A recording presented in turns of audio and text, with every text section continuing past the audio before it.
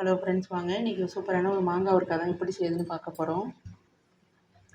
இந்த மாங்காய் வந்து நல்லா புளிப்பாக இருக்கிறனால ஊறுகாய் போட்டால் ரொம்பவே நல்லாயிருக்கும். நம்ம வந்து இப்போ கூழ், இப்போ இந்த வெயிலுக்கு வந்து பழைய சாதம், மோர் சாதம்லாம் நிறையவே செய்வோம். அப்புறம் கூட்டு இந்த மாதிரி இது கொஞ்சம் செய்கிற மாதிரி இருக்கும். காரக்குழம்பு வைக்காமல் இந்த மாதிரி ஊறுகாய் செஞ்சு வச்சுக்கிட்டோம்னா நம்ம தொட்டு சாப்பிட்றதுக்கு ரொம்பவே நல்லாயிருக்கும் தான். அதுதான் செய்யலான்னு அதுதான் கட் பண்ணி வச்சுருக்கேன் ஃப்ரெண்ட். அப்புறம் பச்சை மிளகா அதெல்லாம் சேர்த்தோம்னா இஞ்சி கூட சேர்த்துக்கலாம். இஞ்சி இப்போதைக்கு என்கிட்ட இல்லை.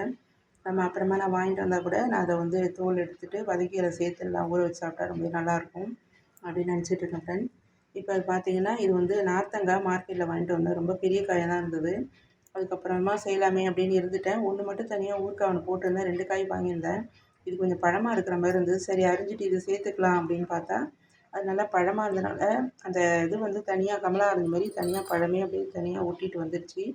இந்த தோல் வந்து நல்லது உடம்புக்குன்னு சொல்லுவாங்க. இந்த மேல்தோல் நார்த்தங்காய் காய் தானே, மேல் இதுதான் வந்து நமக்கு வந்து சத்து கொடுக்கக்கூடியது. டேஸ்ட்டும் நல்லாயிருக்கும். புளிப்புக்கு வந்து நமக்கு அந்த உள்ள சொல்லலைனால தெரியாது, நல்லா இருக்காதுன்னு சொல்ல முடியாது. ஏன்னா மாங்காவுடைய டேஸ்ட் இருக்கும். புளிப்பு காரம் புளிப்பு கிடைக்கும். அப்புறம் பச்சை மிளகாயும் சேர்த்துருக்கோம். அது இல்லாமல் காரத்தூள், பெருங்காயத்தூள் நம்ம சேர்க்கறதுனால இது கூட நான் வெந்தயத்தூளும் சேர்த்து தான் செய்ய போகிறேன். இது நம்ம எப்படி செய்யுதுன்னு பார்க்கலாம் ஃப்ரெண்ட்ஸ். இது தோல் வந்து ரொம்ப நல்லா ஹார்டாக கடினமாக இருக்கிற மாதிரி தெரிஞ்சுது. அதனால் கொஞ்சம் முழுகிற அளவை விட கொஞ்சம் மிதங்குற மாதிரி இருக்குது பாருங்கள். அந்த அளவு தண்ணி விட்டுருக்கேன். நல்லா இது வெந்த பிறகு ஊறுகாய் எப்போதும் போல தாளிச்சிட வேண்டியதான். இது வெந்ததுக்கப்புறம் பார்ப்போம் ஃப்ரெண்ட்ஸ். பார்த்தீங்கன்னா இந்த காய் வந்து நல்லாவே வந்துருச்சு.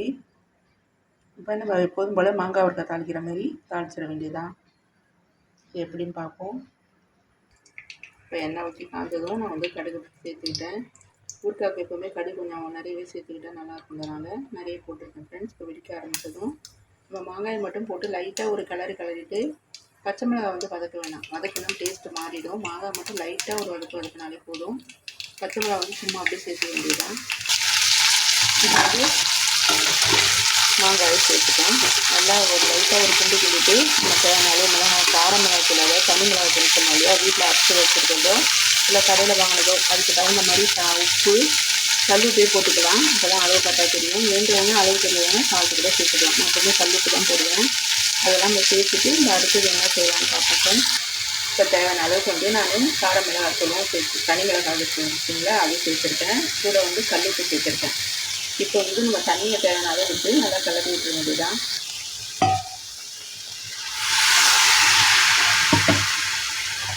இந்த ஊறுகாய் வந்து உடனடியாக சாப்பிட்றவங்க நல்லா வந்து வேக வச்சு எடுத்துக்கலாம். இல்லை வந்து நம்ம கொஞ்ச நாள் வச்சுருந்து சாப்பிட போகிறோம் அப்படின்னு நினச்சோம்னா மாங்காய் வந்து இந்த நம்ம வந்து போட்ட உடனே வதங்கவே விடக்கூடாது. இப்போ பார்த்தீங்கன்னா உங்களுக்கே தெரியும். இப்போ பாருங்கள், வதங்கினால இந்த கலர் வந்து மாங்காவுடைய தோல் சேஞ்ச் ஆகிருக்கு பாருங்கள்.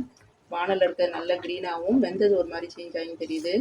இதை வந்து நம்ம வதங்கவே விட வேணாம். அதான் லைட்டாக கூட அந்த எண்ணெயில் பட வேணாம். உடனே தண்ணியை விட்டுட்டு நம்ம டக்குன்னு வந்து உப்பு சேர்த்து நம்ம அப்படியே வந்து எடுத்து வச்சுக்கலாம். அந்த மாதிரி ஊறி சாப்பிட்ற அவ்வளோ டேஸ்ட்டாக இருக்கும்.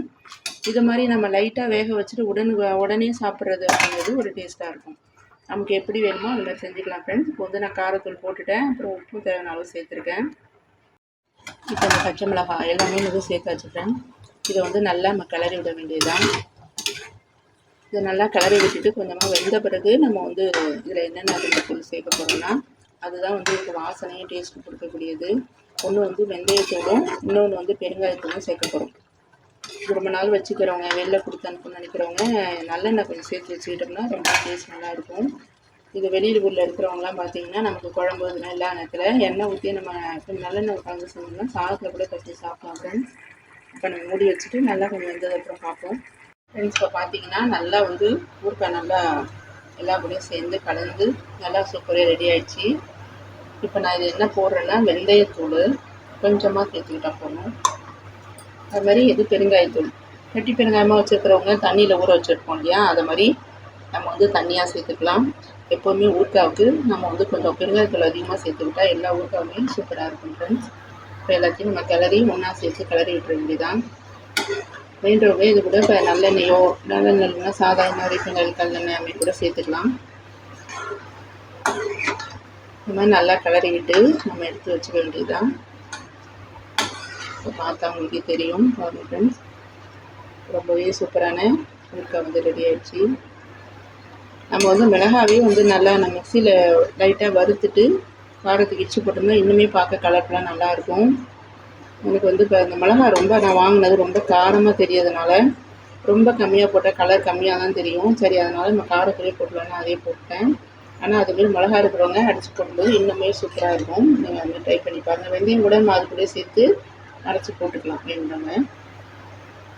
நீங்களுமே இந்த மாதிரி சீசன் நேரத்தில் இந்த மாதிரி ஊறுகாய் இதெல்லாம் ரெடி பண்ணி வச்சுக்கிட்டா நம்ம சமயத்துக்கு வந்து ரொம்ப யூஸ் ஆகும். இப்போ அந்த ஊறுகாவே பார்த்தீங்கன்னா எப்போவுமே நிறைய போட்டு ரொம்ப ஊற வச்சுக்கிட்டு மாதக்கணக்காக வருஷக்கணக்காக சாப்பிட்றது நல்லதில்லை. ஆனால் வீட்டில் ஊறுகாய் இருந்தால் குபேர சம்பத்து, அதாவது மகாலட்சுமியோட அருள் கிடைக்கும்னு சொல்லுவாங்க. அதுக்கு நம்ம உப்பு ஊறுகாய், சாதா ஊறுகாய் அந்த மாதிரி போட்டு எப்போதும் வச்சுக்கலாம். இந்த மாதிரி கார ஊறுகாவை 10 நாளுக்கு ஒரு தரமோ இந்த மாதிரி ஒரு வாரம் வச்சுக்கிற மாதிரி மட்டும் செஞ்சு சாப்பிட்டா நமக்கு வந்து உடம்புக்கு அந்த அளவுக்கு வந்து ப்ராப்ளம் வராது ஃப்ரெண்ட். நீங்களுமே ட்ரை பண்ணி பாருங்கள். நல்ல வீடியோவில் பார்ப்போம்.